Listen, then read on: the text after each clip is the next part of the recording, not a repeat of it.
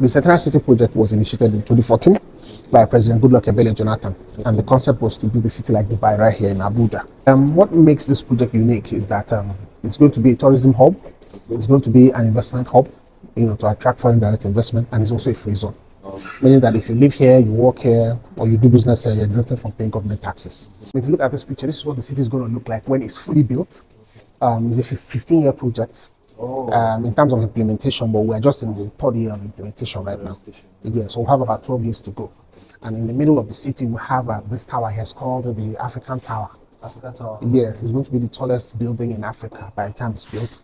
It's going to be about 93 floors. Wow. Yes, and it's going to be mixed use, partly commercial, partly residential. So you have hotels, businesses, residences right inside the building, and then you might even have some penthouse suites at the very, very top. Yes. And it is located right in the middle of the city. We even have shopping mall facing it somewhere around this location here. If you look at this picture, you would see that the tower is right here, and then you have the shopping mall facing it, and we even have a water fountain in the middle. The concept is to utilize the river. We have a river that cuts the city into two. It's called the Whooper River. Whooper River. It cuts in from Kiami into Centenary City down to Kuje. So we intend to dredge our part here and then have a water fountain here, because right in the middle of the city, we're going to have luxury retail shops, restaurants where people can come sit down, enjoy themselves. The concept is to build a city like Dubai, where you can come, relax, enjoy yourself, where foreigners can come, tourists can visit Nigeria and have a good time. No more going to South Africa or Botswana. We should talk about promoting Nigeria. And in my opinion, I think that Abuja is the next big thing, because Lagos is already jam-packed already. Although they're trying to expand, but you see, the population density in Lagos is so high that even if they add Ogun State, it will help. It will help much. It will help much. So, and Abuja already has the template for a modern city. The way it's designed, the way things are arranged, the way the infrastructure, it has been developed. And it has the propensity to expand further, So Centenary City would be the icing on the cake, to this modern city, because we are looking at this city being the new Abuja, because we're trying to use it to change the narrative. We're talking about building a new Nigeria. We're tired of having people saying, Nigerians are scammers, Nigerians are dupes. When we have a lot of professionals, if you go to the US, you go to the UK, the best doctors, the best lawyers, the best IT professionals are Nigerians, and they are doing well all over the world. So we're saying, if you want to come to Africa, Nigeria should be one of the key points, the key areas, for you to look at if you want to invest. And then we talk about the diaspora community, which is actually almost $1 trillion community. And these people have been abroad for many years, and they're looking at ways to connect with Africa, to connect with the motherland. We're saying when they come back, where do you want to put them? You need somewhere that is not too far from what they are used to, so that when they come, it feels like home. And that is where Centenary City comes in. So we are home to a lot of diasporans, looking at coming back home, coming to invest, to have their retirement homes here. So Centenary City creates that enabling environment, where you can easily drive your Porsche or your Lamborghini and not feel, you can't drive Lamborghini in Oka or, because you become an instant target. But in Centenary City, it's normal. We're even going to have about 2-3 companies that will be producing electric vehicles right here in Centenary City. We have about 2 Chinese companies, and about last week, we had an indigenous EV company coming in. And we're looking at signing a deal with them to have them produce most of these EVs right here. So we have a lot of electric vehicles right here in Centenary City. So that is the concept of this city, Yeah. Now, talking about how far we've gone with the project. The project, first of all, is on 1,300 hectares of land. Wow. Yeah. And that is a lot of land indeed, And this is actually the airport road, and this is the Kuje road. So this entire expanse of land is Centenary City. So all the way from Boza to Kuje, And the tallest building, like I said, the African Tower, is located right here in the middle. Yeah, and then we have the shopping mall facing it. Now this is the Whooper River that cuts the city into two, right here. So we're going to dredge it and have the water fountains here. So I'm tired of having people saying we're going to Dubai just to look at the fountain. They're going to have the dancing fountain right here, in the middle of the Centenary City. Now, how do we intend to implement this project? So for the first phase of the project, it's going to be hotels and apartments and parks and a bit of residential. And that is actually where we're working on right now. And then on the second phase is going to be mixed use, partly commercial, partly residential. And then the third phase is going to be the industrial and then the core commercial projects. So you see, everything is already pre-programmed. Now, one of the advantages of investing in Centenary City is that the city has already been pre-planned. One of my clients had a concern, and he said he bought a plot in Lagos, and after like 6 months, when he was about to develop the plot, he now realized that the plot in front of his house has just been changed to a church. And he said, one of the reasons why I told you people that I want to buy this particular plot is that I don't want to have any religious organization around, because usually religious organizations, they tend to abuse privileges like noise pollution, parking issues, and all that. So I don't want a church around. And this other sorry that they've changed it. So you see, in Centenary City, those kind of surprises cannot emerge, because you see, the way it's designed in the master plan, if this is going to be a residential area, it will remain a residential area. You can't wake up tomorrow and hear that all of a sudden it's now a church or a mosque or something like that. So you have that kind of security. And then secondly is that Centenary City will have C of O for the entire land. So you have no issues going to FCDA to go and fight anybody for to know if the land documents are genuine. It's a public-private sector-driven initiative. So we're working hand in hand with the FCDA, with NEBSA, with Nigerian Customs, because even as we speak now, we have people who can bring in containers into, so you can actually import. So if you own a property here, and you want to import things to finish your house and all those things, you can actually import directly into Centenary City, and you won't pay all those duties and all those things, taxes, import duties and all those things. So those are the advantages you're going to enjoy doing business with us here in Centenary City. We're currently working on this part of the city right now, and like I said, the first two projects are on this part, which is where we have the residential projects. This part here, I'll explain further.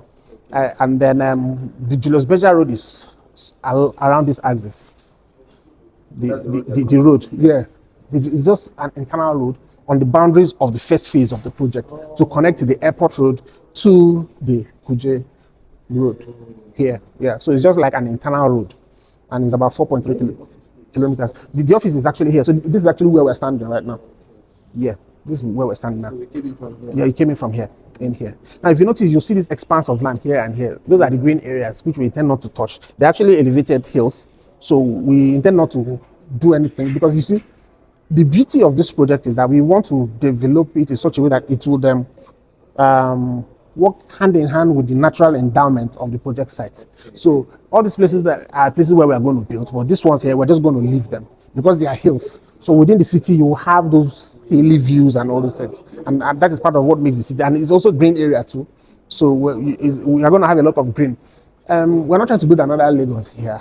So we want like fresh air. You can freely walk around, because sometimes all these box kind of buildings we do these days, everywhere is choked. You don't have enough air, you don't have enough green. So we are putting all those things into consideration to have a lot of green, and the buildings are properly spaced out. That's it. So this is the airport road, and that is the Kuje road over there. So we're standing somewhere here. Yes, that's our office. So we're standing from here, overlooking at the city. Now, if you look over there, you'll see these two hills here. Those are the hills you're seeing outside the window. So you can see the city goes beyond the hills, even to the back. So you see, Centenary City is not where you can just walk across. Now, from where we're standing here, we have plans to build a 5-star hotel, and we're working hand in hand with Marriott or the Address from Dubai. The concept is to build a 5-star hotel that will just be 10 minutes away from the airport. And that gives it all the advantages it needs. Because you see, people don't want to drive into town just to go and enjoy a 5-star hotel. So you can actually stay a few minutes from the airport. And in most major cities, projects you have around the airport are exquisite. Although in Lagos it's a bit different. Yes. Because they did things a bit backward in Lagos when Ikeja was actually the capital. But you see, over time the city expanded, and then you now move to Lekki, so it became a problem. If you're traveling to Lagos, and usually when I go to Lagos and my cousins drop me off, and I take a flight and I come back to Abuja, I take a shower, cook rice, eat, go to bed, sleep for 3 hours, wake up. When I call them, they're still on their way back home. Which is a huge concern. So imagine if you're a traveler, you traveled 15 hours, 20 hours, you land at the airport, and then you now have to drive like another 6 hours within the city for you to go from the airport to your hotel in Lekki. Is a problem. And that is why the Lagos State government are looking at building another airport, the cargo airport, at the Lekki Free Zone axis. All right, because you need an airport in that axis.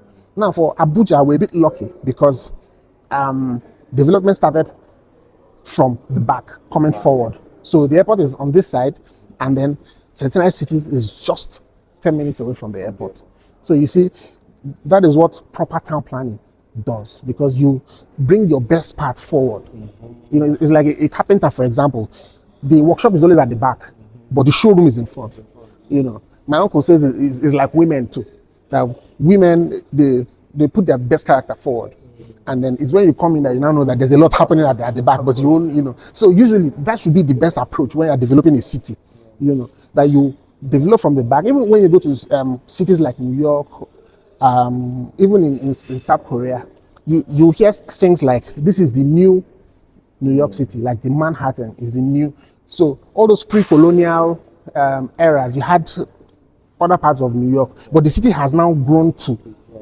So this is what Abuja has become. So anybody who is smart would know that in the next 4 or 5 years, this will be the new Abuja. So this is the area you should concentrate your investment in right now. Even in the Abuja master plan, Nick is doing a lot on the Kuje Road, trying to expand it to link it with the Apo axis down, and then you're also noticing that there's a lot happening in the Idu axis too. Because it will all connect to this road, which is a 6-lane road, and it will take you around. So it's like a circle. But you see, the airport is key. The airport is key. And if you check, most of the properties around here are almost gone.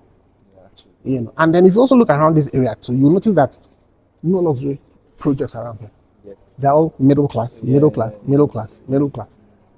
So if you're talking to a diasporan or the big investors coming in, this is where the attention should be. Because they don't stay there, they want to go to Kuje, or they want somewhere that is in front.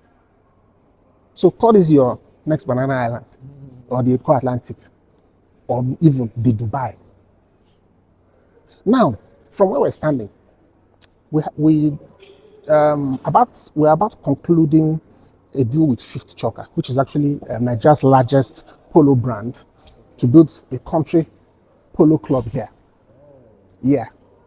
So it would extend from this point to the back here. Because usually for those kind of clubs, you have the small playing field and then the major playing field. So the first field will be somewhere here, and then at the back there, they'll have the second one, and they will have it's going to be like a resort kind of country club, horses and all that. But we're still in advanced talks, right now, Now, this hotel project is affiliated to this luxury estate here. So if this is going to be the address hotel, this project is going to be the address residences and villas. Because we want to create that Emirati lifestyle where you can actually own a house and enjoy hotel services right in your house. They can serve you breakfast, and when they come, they clean your house. No ekalite in this matter. You just, you come in, they serve you breakfast, if you want buffet and all that. And then in a situation where you own the property, but you're not in the country, it should be able to generate revenue for you. We want to delete this notion we have that you just buy a house in Asokoro and then you lock it up for 5 years. You're looking for somebody to rent it. Maybe they come and they just mess it up, and you're not getting actual returns on the investment. And then you're providing world-class infrastructure, but there's nobody there to enjoy the infrastructure.